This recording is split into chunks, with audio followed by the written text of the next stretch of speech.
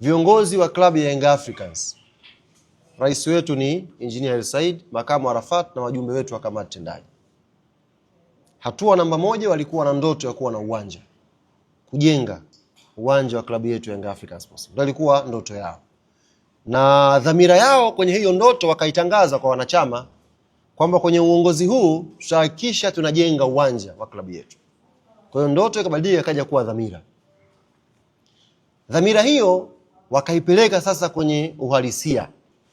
Okay, tunataka tujenge uwanja. Sikiza vizuri Nasibu. Tunataka tujenge uwanja. Eneo lipi? Tunajengea wapi huo uwanja?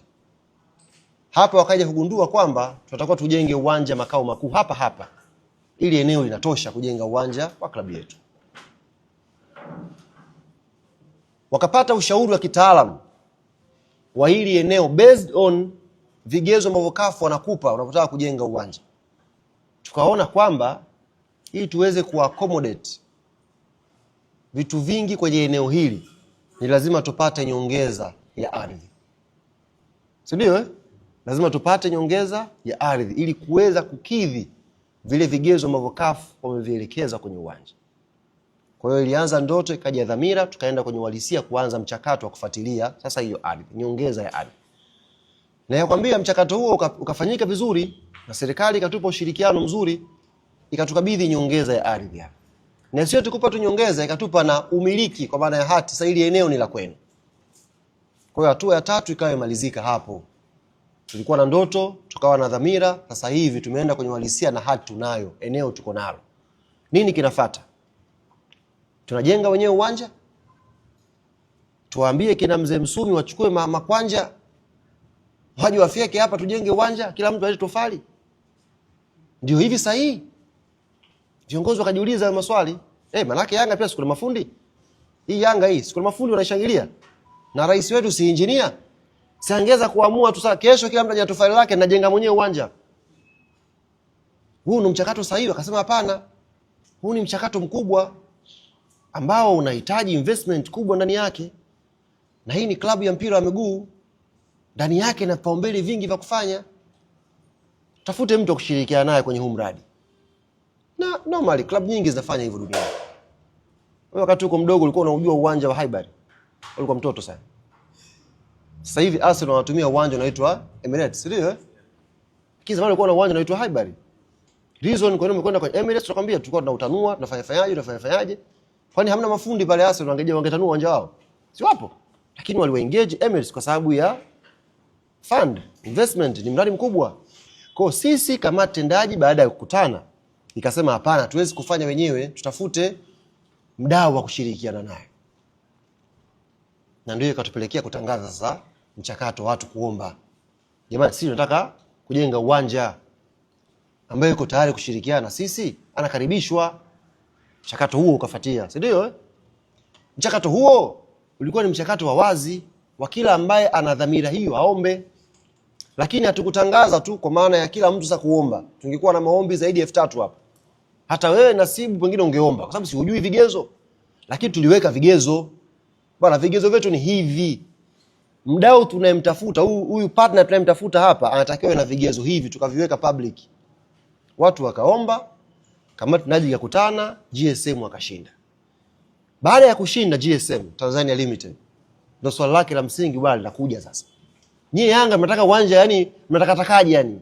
Yani mnataka uwanja uitwe jina la GSM, uwanja uwe wa GSM, yani panakuaje yani? Si ndio Nasibu, kamati tendaji kwenye kikao cha Jumamosi hayo maswali pia walijiuliza. Unaelewa hayo maswali pia walijiuliza, na ndio maana wakasema tunahitaji ushauri wa kitaalamu kwenye hilo jambo. Hii ni klabu ya mpira wa miguu, ni klabu ya umma. Viongozi hawa wamechaguliwa na wanachama kuja kufanya decision bora kwa ajili ya mamilioni ya mashabiki wa hii timu. Hawezi kuamua tu pasina kupata capacity nzuri ya jambo lenyewe kulielewa. Na ndio maana wakaunda kamati na wakaongeza wajumbe hawa. Wajumbe hawa nimechambua vizuri maeneo waliyotokea. Kwanza ni mjumbe anaitwa Alex Mgongoro. Kwa nini? Kwa sababu ana background ya sheria. Tunapokwenda kukutana na GSM, tumetangaza tenda, si ameshinda? baada ya kushinda lazima kuwe kuna makubaliano tusaini. Sasa yeye aliona vigezo vyetu, ametuma tenda, ameshinda. We have to sit down kwenye engo ya kisheria tuchambue sasa sisi na wao kwa interest ya club na kwa interest ya GSM. Asitokee mtu akaumia kwenye hili jambo. Isitokee tu mtu ameita wanachama wamekuja kufyeka mahala, alafu mtu kaleta vinyasi kachukua jina la hilo eneo. Si hatutaki huko. Sisi tunakwenda kwenye tunataka tuwafundishe kwenye hili jambo tofauti ya Yanga na timu nyingine. Fuatilieni hatua kwa hatua mtabaini jambo. Ziko timu hapa watu walienda kufyeka. Mimi nakumbuka mzee wangu alichukua kwanja. Alikwenda kupinda mgongo, kapinda mgongo pale, kapinda mgongo, kesho uwanja ukawa na jina la mtu mwingine. Is it fair? Sijui mchakato wao, lakini sisi kwa sababu tunazingatia weledi kwenye michakato hii, tumetaka ushauri wa kitaalamu wa kisheria. Ndio maana tumemuongeza Alex Mgongoro. Tunakwenda kusign hii document kwa interest ya club. Wewe una uzoefu wa kisheria, hem tuelezee hapa. Tusaini mkataba wa namna gani? Ndio maana nikatoa mfano. Is it a lifetime contract, kwamba uwanja uwe milele? Si ndio? Partner iwe ya klabu na mwekezaji milele, au tuweke specific time kwamba tunasadi sasa wewe mkataba mahusiano yetu ya huu uwanja ni 10 years au 20 years. Hizo ndo shule sasa. Bwana mkataba huu tuupime vipi? Lakini tukasema mahusiano haya pia yanahusisha biashara. Huu ni uwanja. It's business, pure business. Watakuja watu wataingia hapa. Patakopa na kumbi mbalimbali hapa.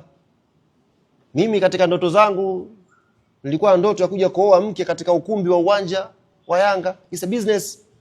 Watakodishwa hapa watu. Kuna timu zitakuwa hazina viwanja, zitakuja kukodi uwanja wetu kucheza. It's a business. Si ndio? Kuna timu nyingi zitakuwa hazina uwanja. Watakuja ukodi hapa. Wakisha kodi inakuaje sasa? Hii hela anachukua nani? Anachukua wenye ardhi au anachukua aliyejenga uwanja? Umeelewa? Hela washakuja ukodi. Wewe Nasibu unataka kufanya birthday ya mtoto wako, umekuchukua eneo hapa. Utakuwa na maeneo pia ya watoto kuja kuenjoy hapa. Umechukua hapa. Umeshalipa ile hela, inakwenda kwa nani? Ukishalipa ile hela. Ni mali ya moja kwa moja ile biashara ya mmiliki wa ardhi au aliyejenga. Hiyo biashara tunakubaliana vipi? Ndio tukamuongeza Ivan Tarimu kuja kuwashauri viongozi wetu kwenye kamati. Bwana tukienda kukutana na GSM Tanzania, nafikiri modality hii kwenye biashara imekaa vizuri. Wao wanatupa mwongozo sasa. Alafu tunawasikiliza na upande wa GSM tunakubaliana.